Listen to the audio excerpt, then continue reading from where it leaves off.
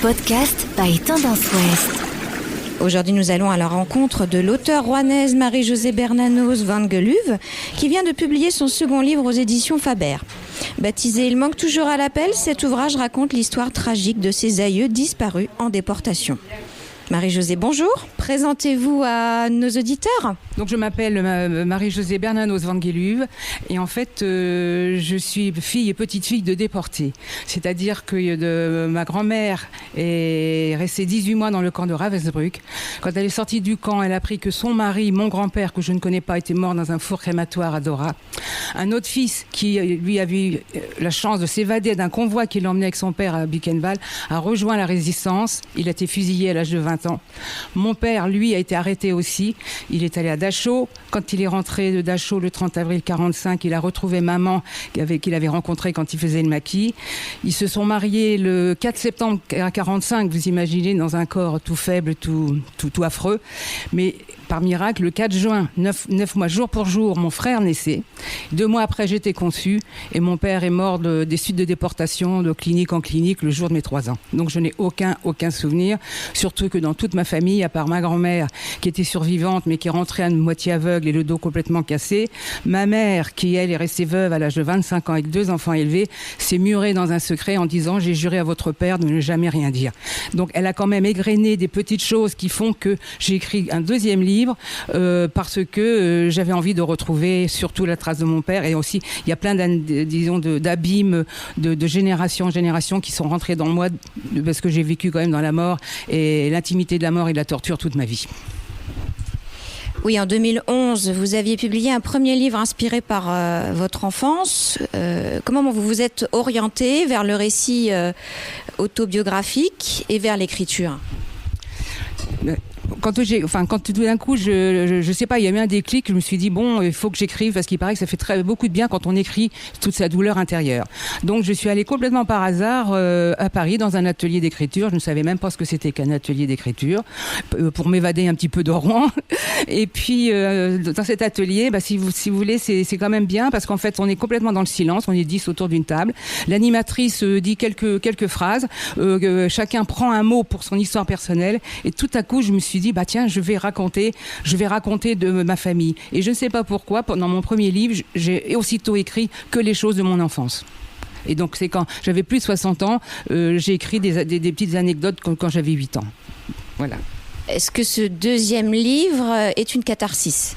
Le deuxième livre, en fait, c'est venu parce que maintenant je suis devenue encore beaucoup plus adulte et c'est tous les jours qu'il y a quelque chose qui se rapproche de ma famille, de ce qu'ils ont vécu, le moindre intimité. Hop, ça y est, c'est pour mon père. Par exemple, mon père, j'ai 3 photos. Là où il est beau comme un acteur de cinéma, mais j'ai aussi la photo, il va mourir. Une autre photo, quand maman me disait, tiens, regarde, il vous a dans les bras. Elle me dit, de toute façon, il va mourir bientôt. Donc, il y a sans arrêt, disons, un rattrapage dans ma tête de la torture. Et en fait, je peux vous dire que, il y a pas longtemps que j'ai appris que ma famille n'a pas parlé sous la torture. Ce qui est quand même incroyable, c'est pas que j'ai une belle réponse, c'est que j'ai une réponse. Parce que moi, j'aurais parlé, je suis trop faible et trop heureuse. Voilà. Et comment vous avez pu apprendre ces détails ? Quels témoignages vous avez pu recueillir ?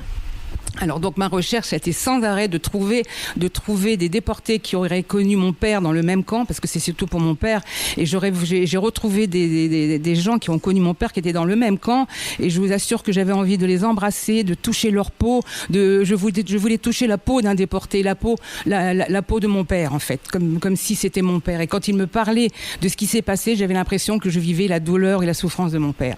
Comment est-ce que vous avez découvert le passé de votre famille et l'implication de vos proches dans les réseaux de la résistance ? Est-ce que vous saviez des choses à ce sujet quand vous étiez enfant ? Non, parce que ma grand-mère, de toute façon, c'était le silence total. Mais j'ai quand même lu des écrits. Et si vous voulez, mon grand-père, je sais qu'il était en résistant dès 1941 avec la famille Nivromont, qui est très très connue à Rouen. Et ils ont tous été arrêtés rue Pouchet à Rouen. Et ma grand-mère a été torturée au donjon. Enfin, en gros, ce qui se passait, c'est qu'ils étaient tous à Bonne Nouvelle et c'est le taxi qui les prenait pour aller se faire torturer au donjon. Donc, mon grand-père et ma grand-mère. Mon père, lui, il est arrêté dans la brasserie la gare Saint-Lazare, au sous-sol, parce qu'il y avait une réunion de résistants et la Gestapo les attendait. Et son frère, lui, il a été arrêté aussi et lui, il a été torturé rue des Saussaies, bien terrible lieu de torture. Et mon père, il est à Fresnes, où il a eu les ongles arrachés. Vous avez su le détail des tortures qui ont été infligées à vos proches ? Justement, je les ai eu, mais vraiment, j'ai eu beaucoup, mais enfin, j'ai eu la vérité de tout ce qu'en fait, peut-être que j'aurais imaginé quand j'étais petite. Tout s'est arrivé quand j'ai rencontré le colonel Thomas, j'ai rencontré le monsieur Meyer, quand j'ai rencontré monsieur Nivromont, quand j'ai rencontré tout ça. Ils m'ont raconté, mais mot par mot, ce qui s'est passé. Et donc, moi, je me dis, mais est-ce que j'aurais voulu savoir si mon père avait crié, s'il avait appelé sa mère, s'il avait appelé ma mère, qu'il l'avait rencontré, et comment il s'était comporté. Et puis bon, vous savez, ce qui est terrible, c'est que quand vous avez un papa, on vous dit il a été abîmé. Et moi, ce mot abîmé, ça a marqué toute ma vie parce que il était beau il était beau. Puis je pense que je l'aurais aimé, mais bon, je ne savais même pas. Ouais. Est-ce que vous avez glissé des photographies de votre père dans le livre ? Non, je les ai glissés dans le premier livre, mais pas dans le deuxième. C'est vrai que non. Mais quand je fais beaucoup de conférences dans les écoles partout, même aussi bien dans les associations, parce que je suis dans les associations des anciens combattants, avec les anciens professeurs et tout ça, je fais beaucoup de conférences et dans tous les lycées à Rouen partout. Et alors là, j'ai vraiment des photos. D'ailleurs, j'en ai ici que je vais vous montrer. Vous allez être un petit peu émus. Comment ça se passe quand vous intervenez en lycée ? Quels ont été les retours des étudiants sur votre témoignage ? Alors le retour est absolument, pour moi c'est absolument extraordinaire. C'est pour ça que je continue. Quand je finis, presque tous, ils descendent pour me toucher la main comme si j'étais la Madone, en disant merci. Les garçons, même les plus grands, ils baissent la tête parce qu'ils veulent pas montrer leurs pleurs. Et ce qui est formidable, c'est qu'ils mettent mon témoignage en ligne et puis ils me font des petits livrets en disant merci madame, merci madame. Et presque tous disent écoutez, moi aussi j'ai eu un grand-père, moi aussi j'ai eu un arrière-grand-père, mais on ne sait rien, on a entendu des choses. Et en fait, ils sont heureux d'apprendre quelque chose. Oui. Quel est le réseau de résistance que votre père a intégré ? Alors c'était le réseau Turma Vengeance, Turma Vengeance qui était de la région de Rouen, et c'est comme ça qu'il a rencontré aussi la famille Nivromont, et puis ils ont continué. Par contre, ce que je peux vous dire aussi, c'est que donc mon père, lui, il a été arrêté presque le 2 juillet 44. Donc, enfin pas le 2 juillet 44, mais il a été dans le train de la mort du 2 juillet 44. Est-ce que vous vous rendez compte que le 2 juillet 44, c'était après le débarquement, et donc il y a eu plein de déportés qui sont morts après le débarquement. Et moi j'ai demandé à un résistant qui était le compagnon de mon père, je lui dis mais il m'a dit tu sais ça nous donnait un petit peu d'espoir en disant mais non, parce qu'il savait que la France était quand même libérée, qu'il y avait le débarquement. Il dit ça nous a fait tenir un petit peu, mais tu sais les capots étaient tellement si terribles, ils nous tapaient, mais on n'en pouvait plus. Puis alors la faim et la douleur, hein. Parce que moi mon père disait toujours fallait que je dorme sur mes sabots alors que j'avais que les côtes cassées, parce que si je me réveillais sans sabots, je pouvais plus marcher, je mourrais tout de suite. Est-ce que vous savez quels ont été les actes de résistance menés par votre père ? Non, puisque maman m'a dit je veux rien dire du tout. Elle me disait simplement il était dans un camp, dans une mine. J'ai jamais su ce que c'était ça, et en fait je l'ai su il y a 2 ans quand on est allé à Neckargerat en Allemagne, parce que à Dachau il y avait des commandos et les bien portants partaient dans des commandos, et je suis allée exactement à l'endroit où il était, et j'ai bien vu que quand il y avait tellement pas de place, il me laissait tout le monde dormir par terre. Ouais. Et c'était la mine de Daimler, la fabrication des Mercedes. Alors, est-ce que vous pouvez nous raconter le contexte de l'arrestation de votre papa, comment la Gestapo est parvenue à identifier l'activité de résistant de votre papa ? Non, je ne sais pas du tout. Je sais simplement que pour mon grand-père et ma grand-mère à la rue Pouchet, ils sont rentrés un matin à 8 et ils ont cassé donc la porte. Ils ont arrêté ma grand-mère et mon grand-père était en train de sauver des aviateurs en Alsace. Il a été arrêté aussitôt après, il l'attendait forcément. Et donc ils ont tout fouillé pour trouver des documents.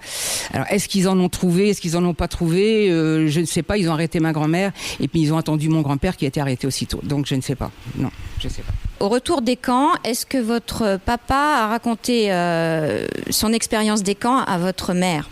Oui, il l'a raconté, mais elle a dit j'ai juré à votre père de ne jamais rien dire. Par contre, elle a laissé il y a 10 ans une chemise avec plein d'articles. Et là, il y a absolument 2 textes de mon père que j'ai dans le livre qui sont extraordinaires.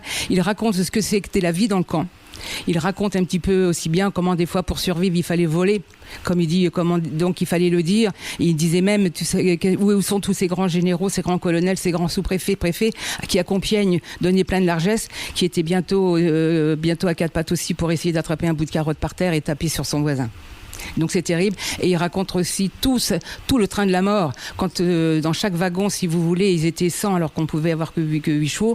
Et l'espace vital n'était qu'une feuille A4 que vous avez dans la main. Et donc forcément, ils étaient complètement encastrés les uns dans les autres, à boire les urines, à se crever les yeux par la folie. Et mon ami là le colonel Thomas, il m'a tout décrit. Il était aussi dans un wagon et lui dans son wagon, il y a eu 75 morts et dans celui de mon père 65. Ouais. Ce secret familial a dû beaucoup vous peser. Dans quelle mesure vous avez réussi à le percer ? À quel moment vous avez réussi à obtenir des informations de la part de votre mère ? Alors, c'est parce que, bon, d'abord, le premier livre, elle n'était pas d'accord du tout, parce qu'elle dit non, je veux pas qu'on parle de la déportation. Et puis, comme il y a eu beaucoup de compliments, etc., il dit, oh, bah, c'est bien, votre fille, elle parle. Elle a laissé des petites traces, comme ça, en disant de mon père. Par exemple, elle m'a dit, mais tu sais, ton père, un jour, il a été arrêté à Rouen, il était au palais de justice. Faut savoir qu'en sous-sol du palais de justice, c'était aussi un lieu de torture, et pas beaucoup de Rouennais le savent. Et elle m'a dit, tu sais, c'était avant qu'il parte, elle m'a dit, tu sais, on m'a dit, surtout, ne va pas le voir, il n'est pas beau à voir, parce qu'il avait été vraiment tapé. Ensuite, elle laissait des petits mots. Il y a 3 semaines, elle est décédée le 1er mai. Il y a 3 semaines, j'y vais. Complètement par hasard, elle me dit, tiens, regarde, il y a un petit carnet, c'est l'écriture de ton père. Et je l'ai là, un tout petit agenda. Et il y a toutes les adresses des déportés des compagnons de mon père. Et donc, dont 5-6 que j'ai retrouvés. Et par contre, mon père, je sais qu'il était le secrétaire général de Michelet. Oui, et avec monsieur le colonel Thomas, donc c'était son bras droit. Et donc elle a laissé quand même une lettre où mon père rouspète après Michelet, dit écoute, t'exagères quand même, moi je suis tout seul dans le bureau à Paris, j'essaye de retrouver tous les adresses de ceux qui sont survivants pour leur annoncer qu'ils ne sont plus là, etc. Tu me laisses tout seul, j'ai même pas une secrétaire et tout ça, donc ça me fait très très sourire d'avoir une lettre de mon père contre son copain Michelet. Voilà. Quel est le message que vous souhaitez faire passer à travers ce livre ? Ce que je voudrais surtout dire, c'est que toutes ces brèves histoires, ces longues histoires, c'est sûr que ce sont des petites histoires d'une longue histoire du monde. Mais si seulement ça pouvait alerter au moins la moitié du monde, qu'on arrête, qu'on aime son prochain, mais si vous voulez, même si c'est un Allemand, on n'a pas besoin de le torturer pour faire la guerre. La guerre, c'est pas forcément la torture. Et c'est ça que je comprends pas, moi, c'est cet acharnement pour tuer, pour déshumaniser, quand ils étaient rasés, tabassés. Et pourquoi ? Ça sert strictement à rien.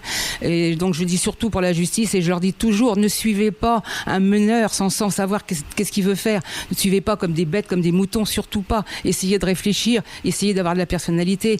Et puis ce que je leur dis aussi, vous savez, les 4 personnes, ils ont tellement été dans ma famille torturées, tout ça, ça m'a donné une force de vaincre, une rage. Et je me dis, mais si dans la vie il y a des difficultés, si on a envie de pleurer parce qu'il y a des problèmes, à chaque fois je me dis, mais non, tiens bon, c'est rien du tout par rapport à ce qu'a vécu ta famille. Et c'est comme ça que ça m'a mené toute ma vie, c'est mon fil rouge. Merci beaucoup pour votre témoignage, Marie-Josée.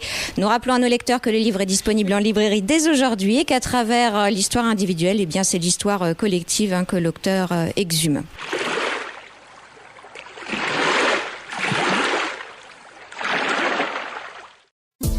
Podcast by Tendance Ouest.